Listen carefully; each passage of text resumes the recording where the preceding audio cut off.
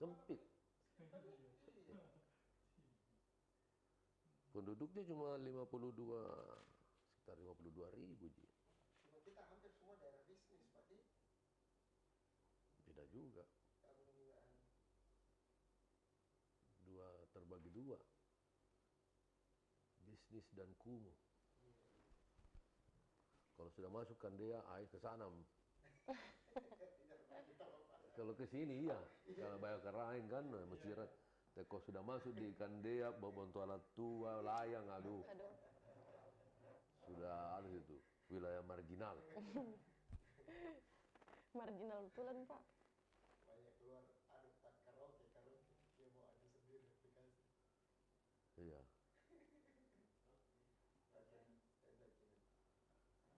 Tes. Aman fotonya Bapak? Suara. Oke.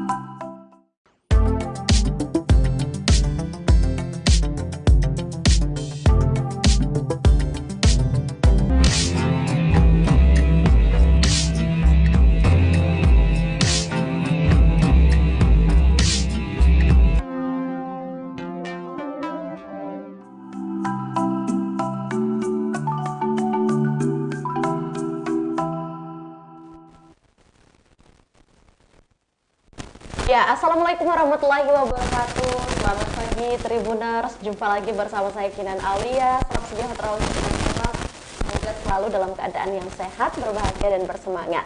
Dan tentu saja dalam beberapa waktu ke depan kita kembali dalam program series bersama Tribun Timur di episode 9 dalam rangka HUT Kota Makassar ke-415. Tentu saja program ini dibuat untuk mengundang seluruh kepala-kepala wilayah di kecamatan khususnya untuk memberantas Kota Makassar dalam rangka 1 tahun ke depan. Dan pada kesempatan kali ini di episode 9 kita sudah bersama Camat Bontoala. Langsung saja kita berkenalan, ada Bapak Arman Esos MSI. Dan kita sapa dulu Tribuners sudah hadir di studio Tribun. Assalamualaikum warahmatullahi wabarakatuh. Selamat pagi Pak Camat. Waalaikumsalam warahmatullahi wabarakatuh. Selamat pagi menjelang siang. Iya betul. Karena setelah ini kita akan makan siang dulu ya. Iya. Baik Pak Camat, gimana kabar Tak? Alhamdulillah sehat. Sehat baik, ya. Sepertinya nih kalau seorang kepala wilayah dan apalagi di kecamatan mengurusi kelurahan tidak luput dengan berbagai problematika, tapi juga tetap bahagia kalau saya lihat ini wajahnya Pak Camat. Harus bahagia. Baik Pak Camat. Nah, hari ini Pak Camat terkhusus di episode kita di seri 9 bersama Pak Camat Bontoala, satu tema yang sangat menarik yang akan kita bahas terkait lorong wisata dan perubahan perilaku warga lorong. Jadi ada dua nih tugasnya Pak Camat hari ini, membahas lorong wisata dan juga perilaku warga lorong. Bagaimana sebenarnya ya perilaku warga lorong, apa yang membedakan ini dengan orang-orang yang bukan berwarga lorong. Nanti kita akan bincang-bincang bersama Pak Camat Bontoala. Mengawali obrolan kita nih Pak Camat, bisa Anda jelaskan terlebih dahulu atau menggambarkan kepada seluruh Tribuners bagaimana sih itu Kecamatan Bontoala, profil atau gambaran singkatnya? Silakan Pak. Ya. Kasih Pak Kinan. Jadi Kecamatan Bontoala itu berada pada wilayah pusat kota dengan perbatasan pada sebelah timur dengan Kecamatan Panakukang, sebelah barat dengan Kecamatan Makassar, sebelah utara dengan Kecamatan Ujung Pandang, sebelah timur dia berbatasan antara Ujung Tanah dan Tallo, demikian.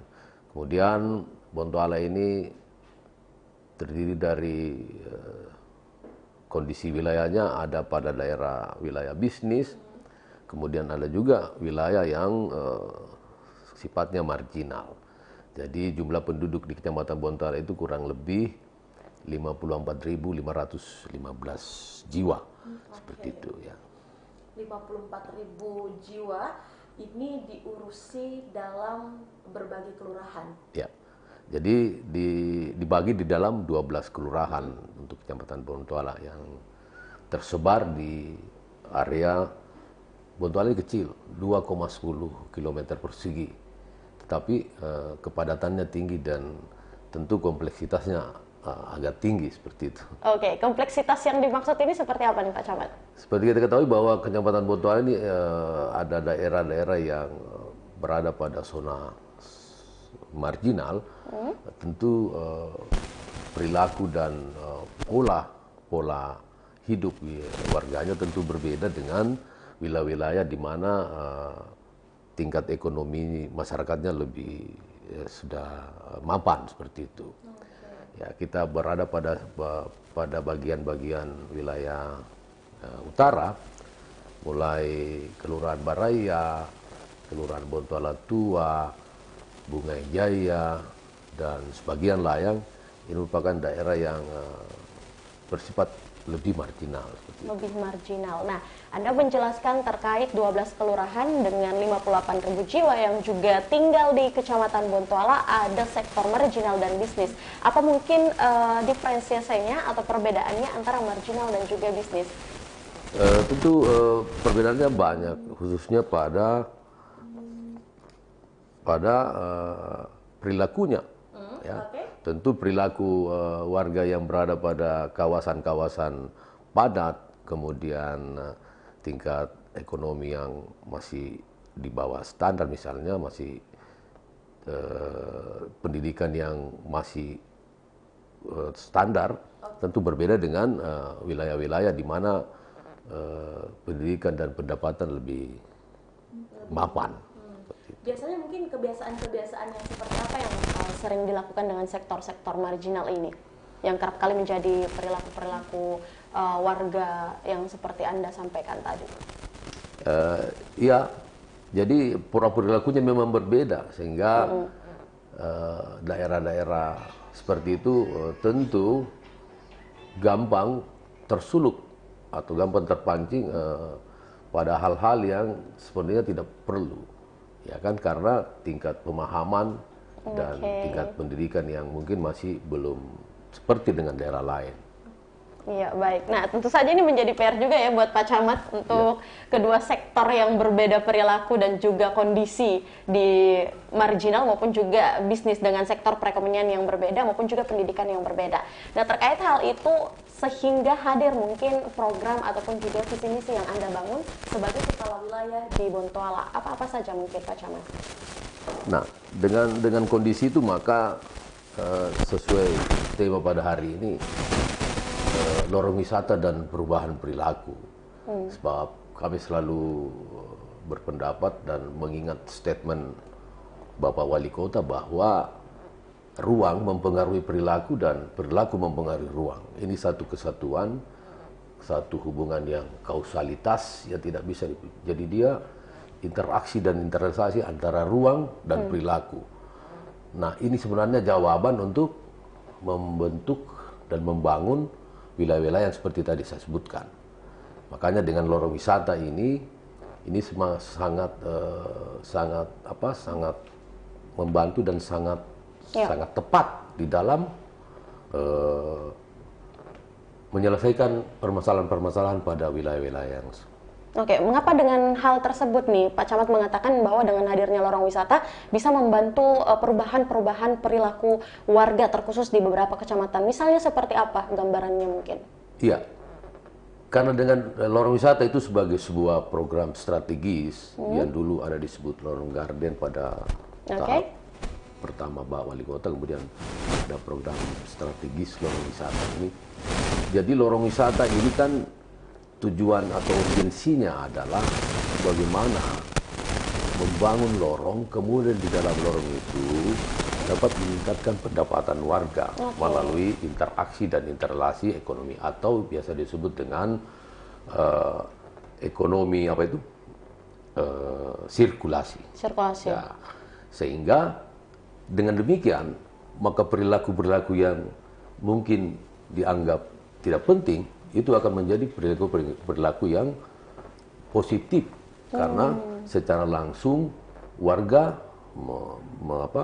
menikmati dan berperan sendiri dan berperan penting di dalam lorongnya sendiri. Jadi ada kesibukan-kesibukan yang tadinya mungkin hanya melakukan kegiatan-kegiatan tidak penting, membuang-buang waktu saja. Dengan lorong wisata ini, pemerintah menyiapkan dan melakukan advokasi pembinaan untuk membangun usaha-usaha kecil dalam lorong itu. Dan tentunya melibatkan warga lorong itu melalui ada yang disebut dengan Dewan Lorong. Dewan Lorong lainnya yang bertanggung jawab memanage dan mendrive seluruh kegiatan aktivitas dalam lorong itu. Tentunya membina warga-warga yang saya maksud tadi. Oke, baik. Kehadiran Dewan Lorong ini kan Pak Camat pasti menjadi role model ya untuk warga-warga lorong tersebut sekitarnya yang lain. Pak Camat sharing dong mungkin kegiatan-kegiatan apa saja yang biasa sudah berlanjut ataupun juga sedang berlangsung biasanya di lorong-lorong tersebut, lorong wisata tepatnya. Jadi sudah ada beberapa, jadi saya coba jelaskan dulu. Dewan Lorong itu adalah sebuah dewan yang sifatnya kolegial, kolektif kolegial. Jadi dia terdiri dari tokoh masyarakat, unsur perempuan, dan milenial. Komplit ya. Inilah yang bertanggung jawab memanage dan bertanggung jawab terhadap semua properti yang ada dalam lorong itu. Langkah-langkah yang sudah disebutkan tadi sudah banyak kita lakukan. Jadi sekarang UKM yang tadinya masih tidak tertata, ada UKM tapi belum tertata, belum terbina. Dengan hadirnya lorong wisata ini, dengan hadirnya Dewan Lorong sebagai operasionalisasi atau manajer dalam pelaksanaan lorong wisata, maka kegiatan-kegiatan ekonomi dalam lorong wisata itu sudah lebih tertata, sehingga nanti kemudian para SKPD akan melakukan intervensi untuk melakukan pembinaan yang sesuai dengan tupoksi dari berbagai SKPD. Jadi seluruh kegiatan SKPD itu, program seluruh SKPD itu akan dimulai dari lorong wisata. Jadi kami dari kecamatan dan kelurahan menyiapkan lorongnya, fasilitasnya, dan seterusnya. Kemudian SKPD masuk jadi melakukan intervensi. Jadi sebuah kolaborasi yang harus memang maksimal. Baik. Nah, tapi untuk kita sekarang mau bicara terkait by data nih, Pak Camat. Bisa Pak Camat jelaskan juga terkait beberapa sih mungkin perkembangan terkait lorong wisata yang juga sudah hadir atau siap untuk didatengin nih, jumlah keseluruhan terkhusus di Kecamatan Bontoala. Iya. Jadi untuk Kecamatan Bontoala itu ada 86 lorong wisata yang sudah kita siapkan untuk dilakukan kegiatan-kegiatan yang apa saja dari masyarakat. Tetapi ada pilot project, satu kelurahan, satu lorong unggulan. Sebenarnya saya mau kirim videonya, tapi baru beberapa. Boleh setelah jeda nanti kita bakalan nonton bareng ya sama Tribuners, boleh Pak? Ya.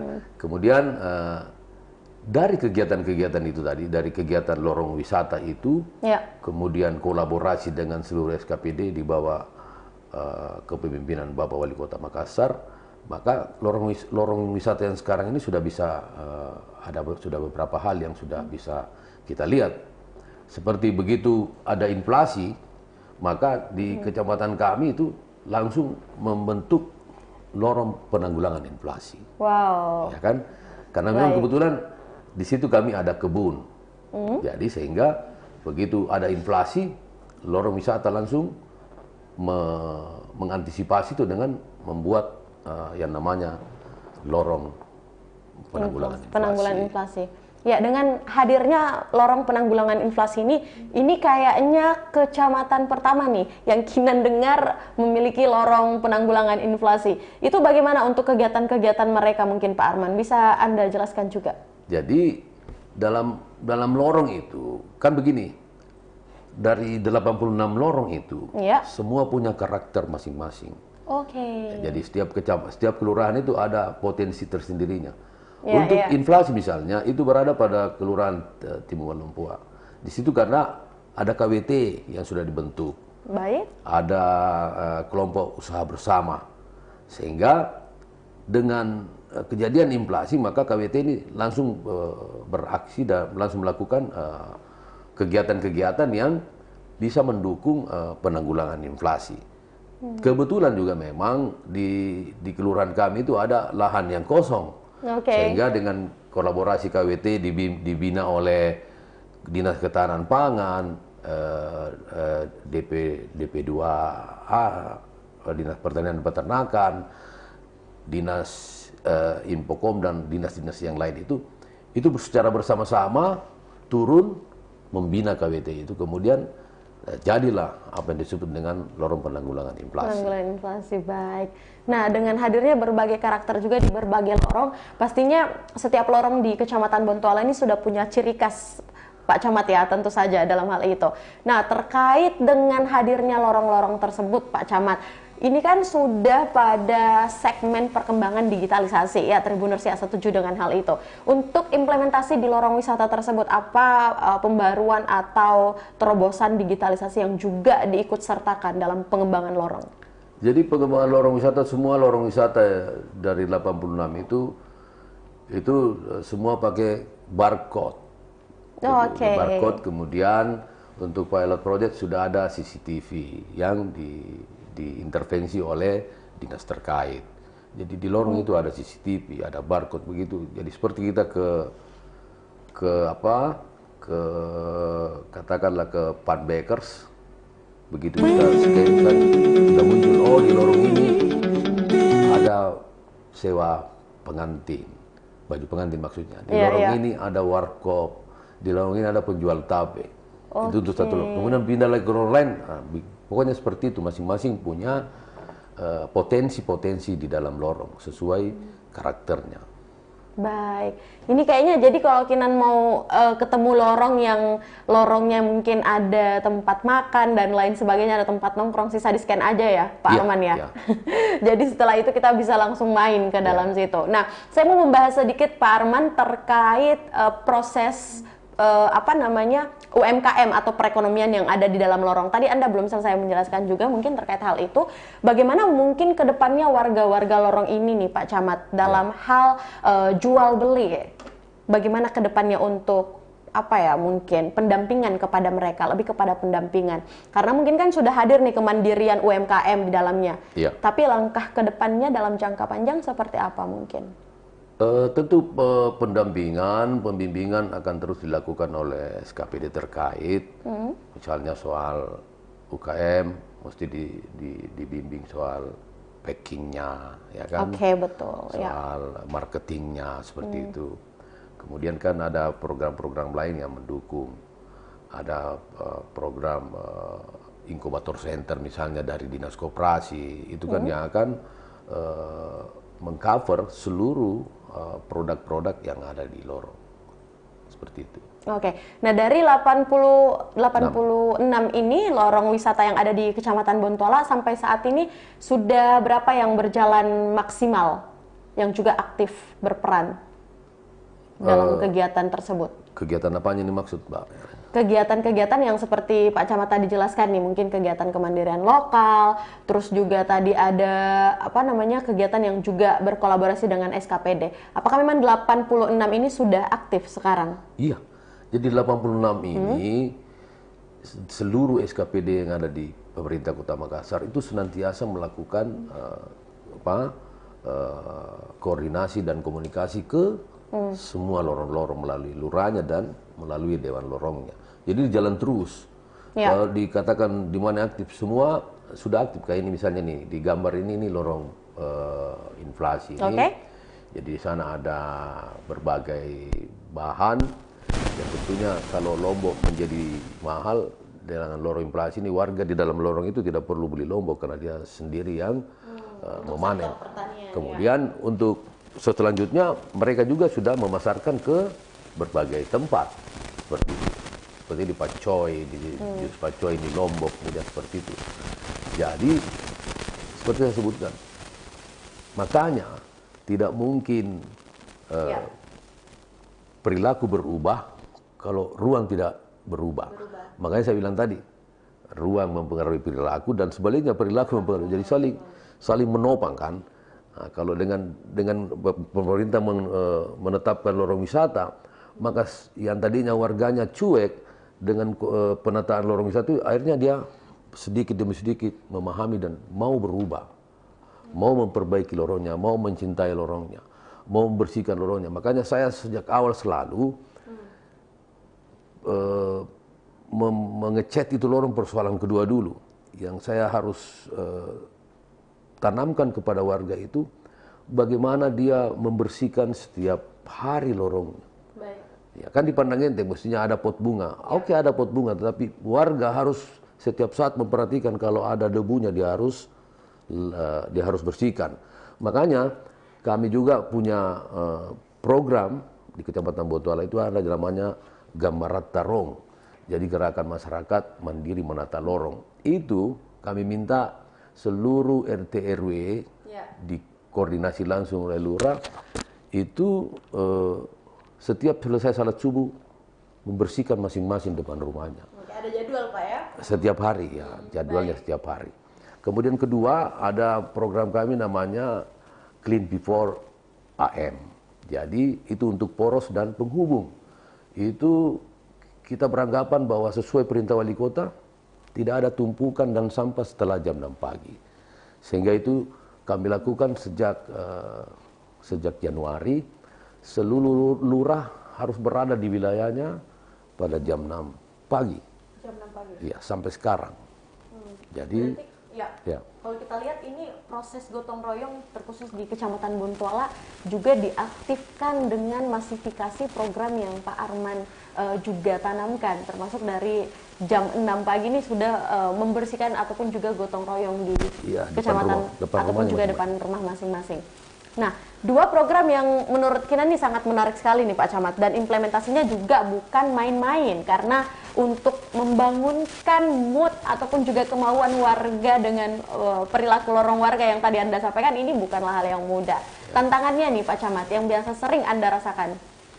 Tantangannya sebenarnya ya kan warga punya banyak macam karakter.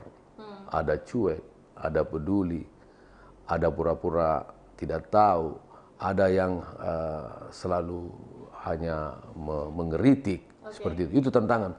Tetapi kita tidak bisa putus asa dengan kondisi itu.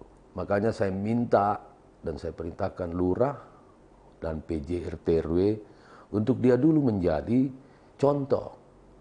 Contoh terhadap warganya. Dia RT RW dulu lah yang membersihkan rumahnya masing-masing.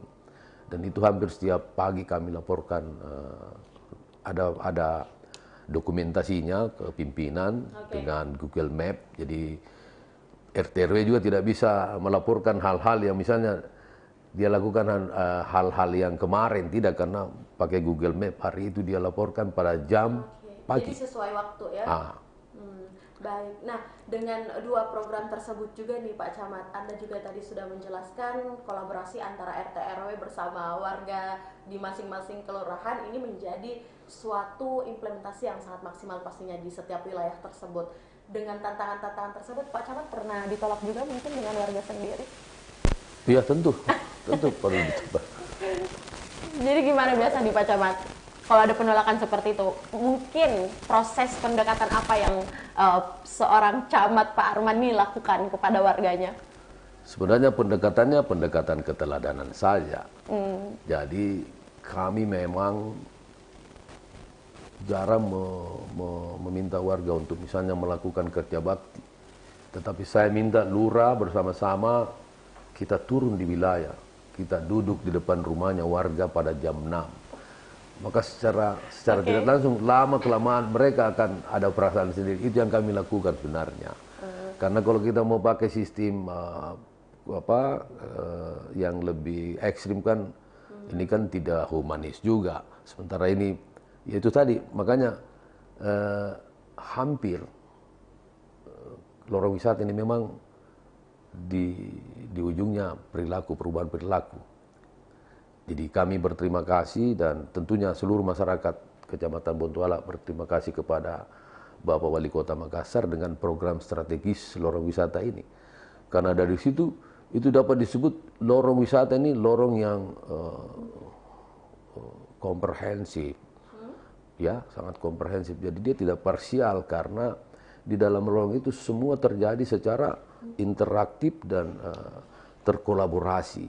Ya kan? Jadi itu tadi ekonomi sirkular itu ada di lorong wisata yang mungkin secara nasional harus diprogramkan, tetapi dari program lorong wisata Pak Wali Kota Makassar kita ini, itu ekonomi sirkular di lorong wisata itu terjadi karena ada keterkaitan, ada bank sampah misalnya, ada UKM yang buat di situ, bahan kebunnya diambil di situ, terus buat mie kuah di situ, kan di lorong itu, kemudian yang beli juga warga situ, itu terputar seperti itu, sehingga sebenarnya tinggal pengembangan dan pemindahan dari SKPD terkait untuk ekspansi secara lebih luas.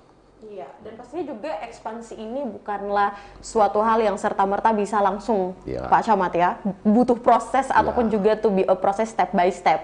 Nah, hal itu dengan sirkulasi ekonomi ataupun juga pengembangan lorong wisata di berbagai tempat, termasuk di kelurahan yang ada di Kecamatan Bontoala dalam hal ini, akan membuat Anda membuat sebuah terobosan ataupun juga langkah-langkah strategis dalam pengembangan lorong wisata. Tapi sebelum menjawab hal itu, mungkin dipersiapkan jawabannya Pak Arman, karena kita akan kembali seusai jeda berikut dalam series podcast bersama Tribun Timur episode 9.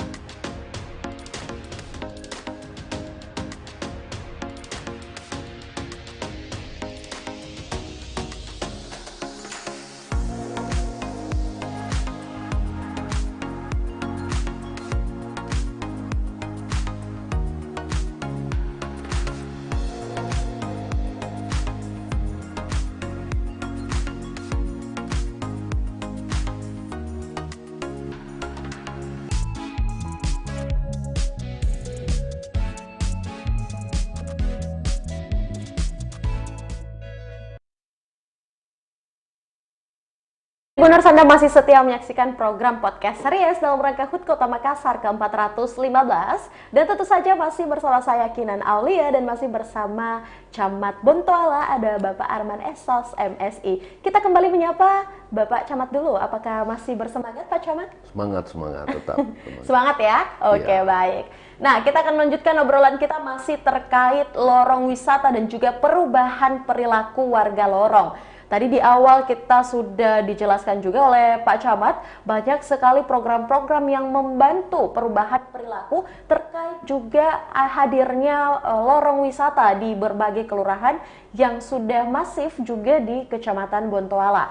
Terkait beberapa program yang tadi Pak Arman sudah paparkan, tentu saja hadir pertanyaan, bagaimana mungkin Anda melakukan inovasi tepatnya ataupun juga terobosan-terobosan dalam rangka pengembangan lorong wisata di Kecamatan Bontoala, Pak? Ya.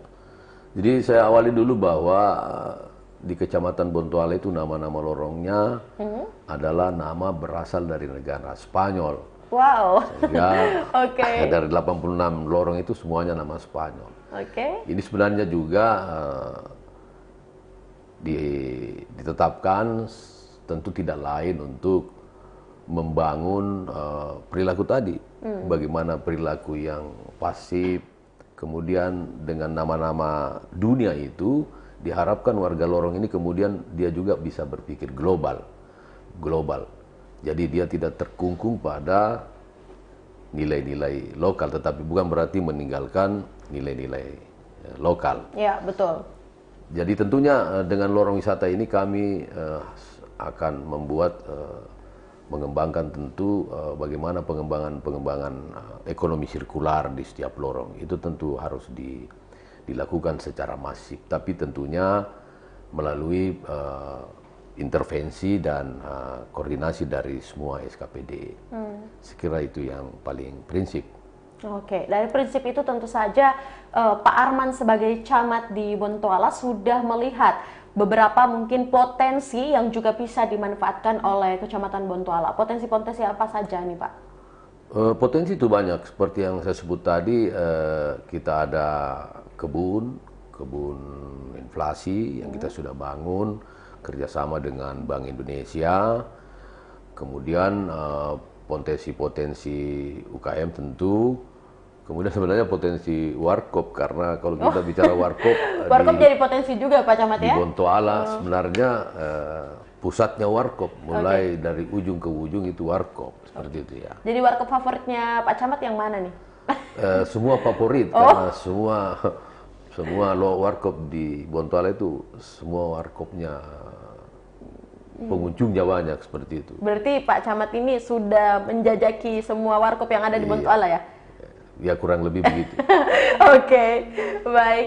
Nah, terkait juga dengan beberapa pengembangan-pengembangan yang hadir di Bontoala maupun juga potensi-potensi di Kecamatan Bontoala, Pak Camat sharing dong mungkin di beberapa waktu Anda selama Anda menjadi camat di Bontoala sampai saat ini, mungkin kendala apa yang paling sering dirasakan atau yang paling sulit gitu? Ya, yang paling sulit sebenarnya berada pada saya punya dua wilayah pasar. Oke, apa aja Pak? Pasar Kalimbu dan Pasar Terong. Ya kan?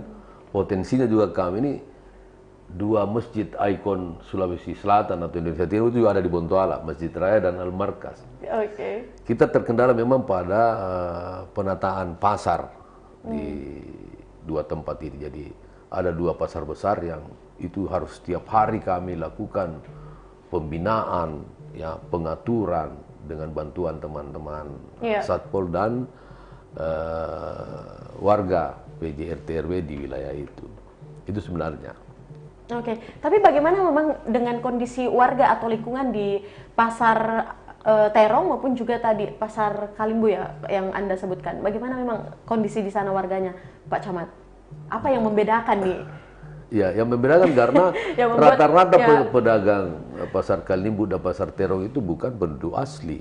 Oh, pendatang. Ya, pendatang, dia bawa barangnya dari Malak Haji misalnya, kemudian parkir di Petran, ya kan, kemudian menjual di situ. Itu yang harus kita setiap hari kita bimbing supaya oke lah Anda menjual, tetapi jangan sampai melebihi batas waktu karena bisa mengganggu arus lalu lintas.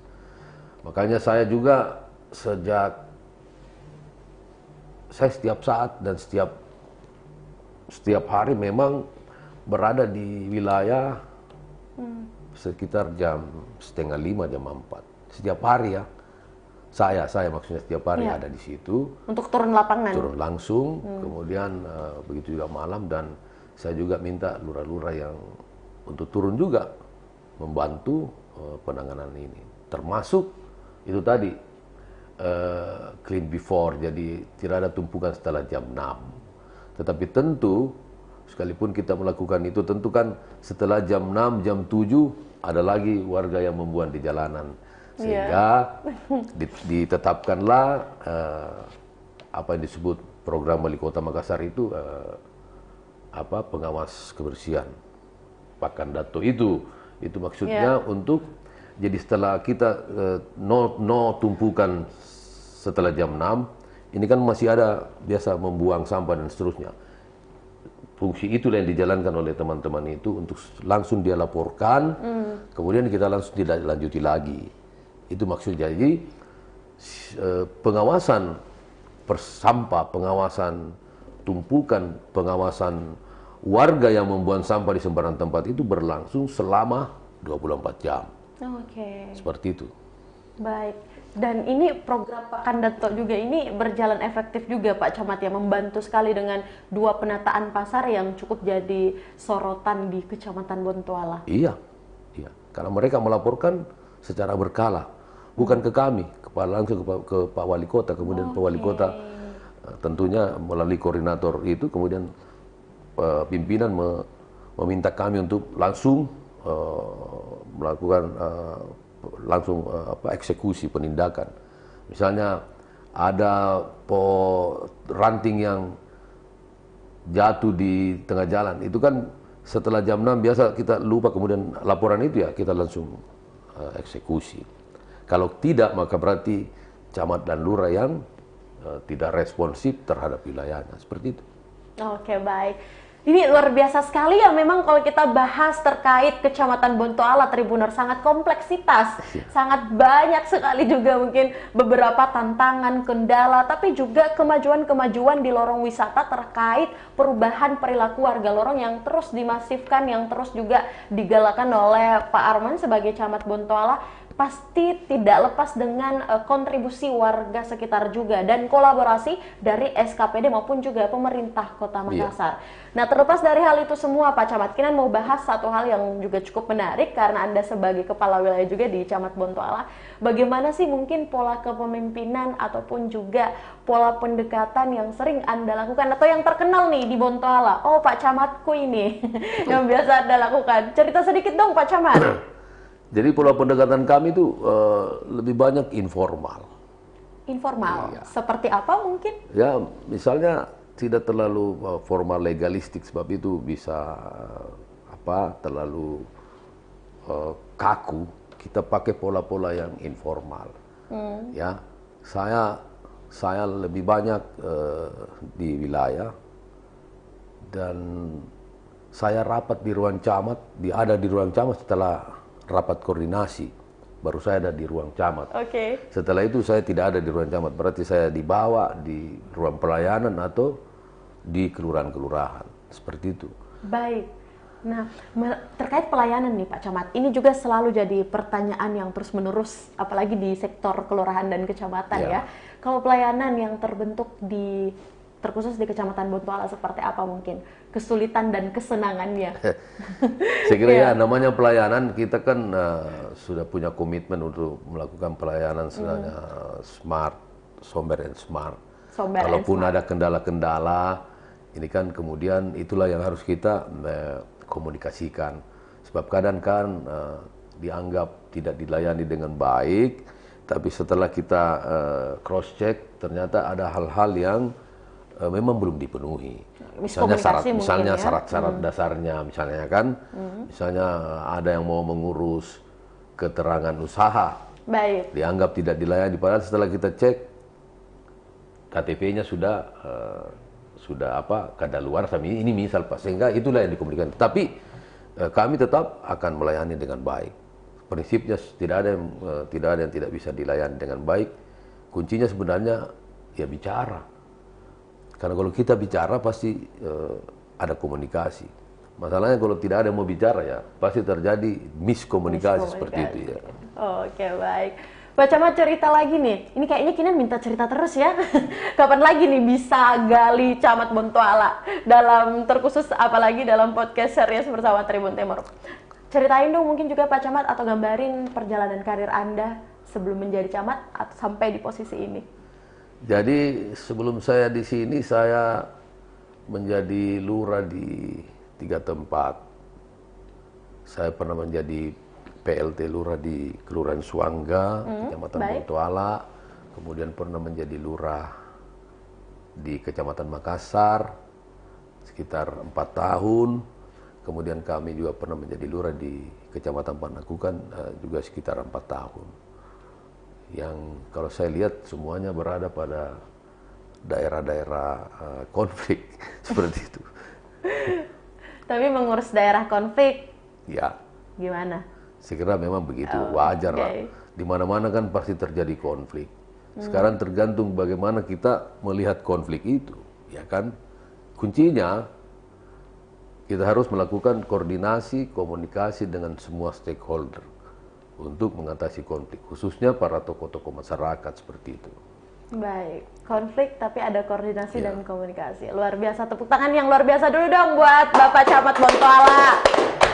Aduh, ini kayaknya diskusi yang paling menyenangkan nih menurut saya. Karena memang kalau kita bahas sektor Kecamatan Bontoala, ada banyak tantangan Pak Camat ya, atau PR buat Anda sebenarnya untuk mengurusi kelurahan-kelurahan yang ada di sana, bukan hanya terkait lorong wisata, tapi juga memang perilaku warga lorong seperti tema kita. Yang terakhir, ini asli yang terakhir Pak, tenang.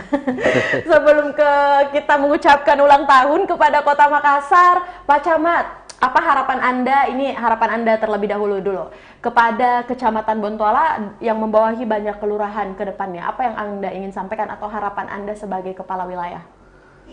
Saya kira harapan saya selaku kepala wilayah di Kecamatan Bontoala, ya ke depan kami berharap Kecamatan Bontoala ini semakin baik, semakin maju, ya kan? Dan semakin berhasil di dalam menciptakan dan mensukseskan seluruh program-program pemerintah Kota Makassar. Oke, pokoknya Bontoala harus jaya ya. Kita tepuk tangan juga dong buat Kecamatan Bontoala, bukan cuma sama Pak Camatnya. Jadi buat warga-warga sektor Bontoala yang lagi nonton, ini bisa menyaksikan nih bagaimana Pak Camat menyampaikan seluruh progresivitas dari program-program yang juga sudah dijalankan dan dicanangkan. Yang terakhir Pak Camat, ucapkan mungkin ulang tahun ataupun juga selamat hari jadi kepada Kota Makassar serta harapan Anda. Silakan. Saya mengucapkan selamat hari jadi, hari ulang tahun Kota Makassar dengan harapan Makassar semakin jaya. Makassar menjadi Makassar Kota Metaverse. Assalamualaikum warahmatullahi wabarakatuh. Waalaikumsalam warahmatullahi wabarakatuh. Dua harapan dari Pak Camat, semakin jaya dan juga semakin metaverse. Baik, singkat, padat, dan jelas Pak ya. Yang penting doanya sih. Baik, terima kasih banyak mungkin Pak Arman sebagai Camat Bontoala atas kesediaan waktu dan juga kesempatannya. Yang paling penting tetap semangat dan sehat Ki selalu. Semoga kita bertemu lagi Pak di ruang diskusi berikutnya. Amin. Amin.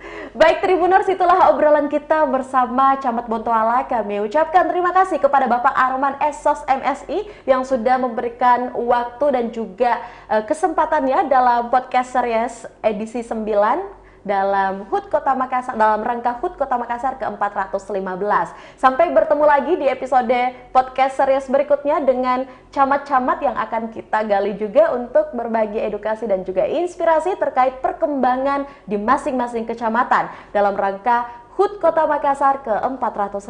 Saya Kinan Aulia, mewakili narasumber dan kru yang bekerja pamit. Sampai bertemu lagi di program Tribun Timur berikutnya, Mata Lokal Menjangkau Indonesia. Wassalamualaikum warahmatullahi wabarakatuh. Waalaikumsalam.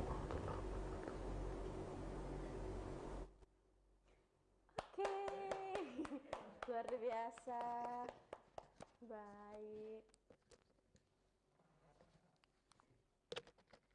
kita foto dulu mungkin Pak Camat. Iya. Jadi ini Pak Ronald Pak Camat, wakil pimpinan redaksi kita. Oh iya.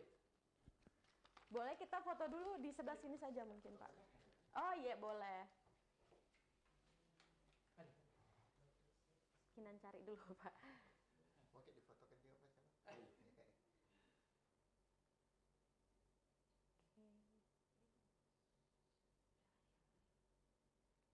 Biasalah Pak, kalau anak milenial harus pakai filter.